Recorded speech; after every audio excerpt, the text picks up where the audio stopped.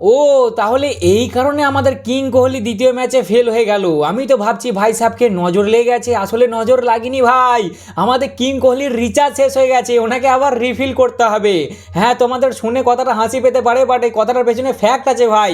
তোমরা ভালো করে মনে করে দেখো তো, সাউথ আফ্রিকা সিরিজ শুরু হওয়ার আগে এই ভাই সাহেব একজনের ফার্ম হাউসে দেখা করতে গিয়েছিল। সেইখানে দেখা করে আসার পরই এই ভাই সাহেব লাগাতার 6টা 50+ স্কোর মেরেছে, কিন্তু যেই 7 নম্বরে এলো অমনি ভাই সাহেব ফ্লপ হয়ে গেছে। আর 7 নম্বরে এসে ফ্লপ হয়েছে মানে 7 নম্বর তো তোমরা শুনে বুঝতেই পারছো, মানে এবার রিচার্জটা শেষ হয়ে গেছে।